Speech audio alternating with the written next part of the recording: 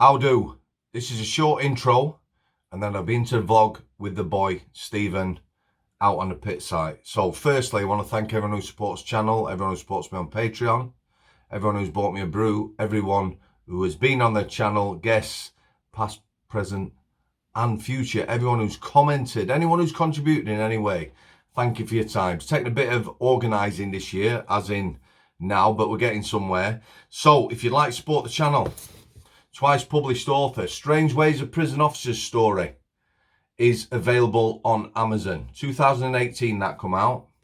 My second book now is also available in paperback. It's come out in paperback.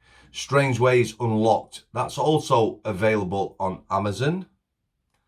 Both books are in Kindle and Audible. And if you have Kindle and Audible, at times during the month, they are both free. So thanks to everyone who supported the channel. The content of this video is difficult. The language around it is difficult. You know, I'm trying to educate people what's going on around prisons. I'm not here to offend anyone. You know, I'm just explaining and giving my opinions, which are just that. Okay. Pinned comment. I will put an article. Again, thanks to everyone who supported the channel. How do? Lovely day. Very wintry. And here's the main man, our Stephen. How we doing, kid? Hey, what we up to? Come on. Come on. Away we go. Away we go. Go on, lad.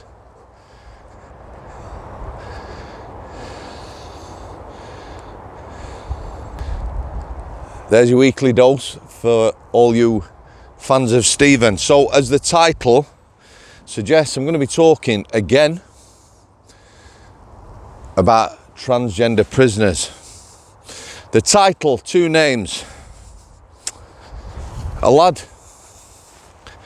who was a rapist, yeah?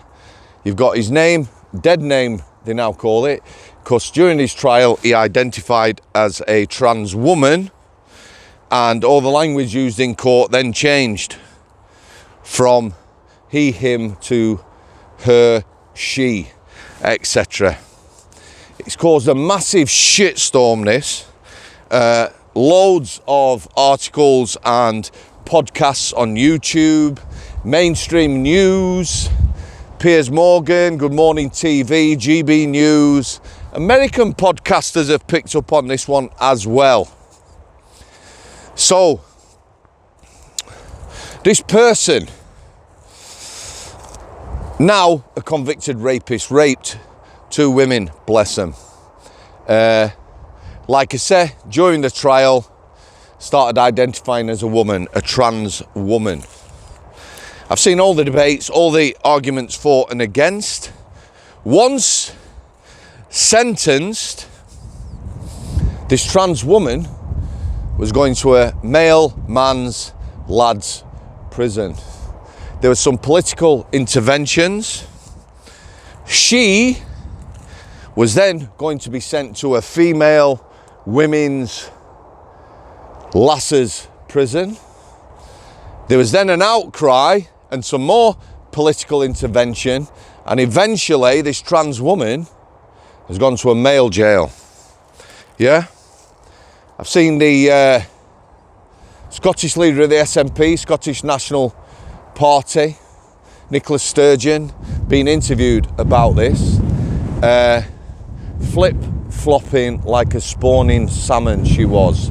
This is a woman who sort of led the Scottish gender affirming laws through Scottish Parliament. That's now on hold. Yeah? Basically, them laws mean that any trans woman, any man, can send off an amount of money, I think it's £5, get a certificate that says they are a trans woman. That will then give them access to spaces where there are children and women, non-trans women and children. All very confusing, this. Anyway, like I say, Nicola Sturgeon has aligned people. you know, call them same as being Nazis, racist, transphobes, all these words. She's been on camera, she's been forced to answer questions and flip-flopping away. Yeah? She's now been called bigoted. It was probably one of the most embarrassing interviews I've ever seen. But it's highlighted an issue that is getting worse. Yeah? So, I'm sorry to put this image in your mind, guys. I'm just going to follow the boy up there while I'm talking, and then maybe that is bad.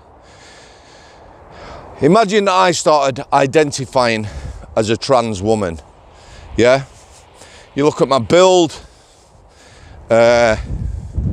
physique, presence, no amount of makeup, dresses, skirts, oversized shoes, nothing is going to make me look remotely like a woman. A drag artist at best. Now imagine, if you will, being at a supermarket, cinema, shopping centre, anywhere, yeah? This is what we do, you know, if I go with my missus when she goes to the toilet, I stand outside with all the other people. Lads and lasses waiting for their loved ones to come out of the toilet. Imagine then, my good self walks in there after your loved one. Child, sister, mum, grandmum, partner, girlfriend, wife. It's going to be disturbing because you're normal people. When I get in there, imagine the faces, yeah, of the lasses and women in there. See, here's the problem. On YouTube, there's a couple of trans women I follow. They are beautiful looking. In any setting whatsoever, with or without makeup, they look like women. Yeah? They could pass off as women. If they passed you, you know, you might well look at them and think, pretty lass, whatever. Them walking into a toilet and into a cubicle is causing no distress for anyone. Me walking into the same place is going to cause distress. A lot of these trans women just look like me. They look like men in women's clothes. It is going to cause stress and worry for people. Let's get to prisons, because that's what we're about. It is a growing issue. I've said my thoughts before, yeah? The prison service is England and Wales. I would include the Scottish Prison Service. I would build a facility, yeah? A therapeutic environment, that word's been used a lot, to house transgender women. You put all your facilities there. You could locate it somewhere in whichever country near to a hospital or the best professional services. Then those people who are genuine, I say genuine because I quite definitely know they're not all genuine people, will get the help they need. Yeah? That's the solution. You know, in Scotland there's been so many questions. There's a lot of rapists and paedophiles who are now identifying as transgender women. Yeah, and people are saying they quite definitely shouldn't be going to women's prisons. You can't do it on an individual basis. You can't distinguish between people. If it was deemed by professionals, and I mean all manner of professionals, not just the prison service, I mean everyone, that someone was at risk, and I'll give you a for example. Let's suppose someone has been living as a trans woman, they look like a trans woman for many years, yeah, they've had the full surgery, then maybe, you know, in fact, quite definitely they would be at risk in a lad's jail. But those kind of people are few and far between. It is an issue. I'm not going to get into the politics, the arguments. you know, it's going crazy. I will tell you, a trans woman we had at Strangeways when I worked there, when she left the premises, yeah, high security prison, everyone was strip searched when they leave the premises. She had 2 groups of individuals to search her. Top off is always searched first. There will be 2 female staff, yeah.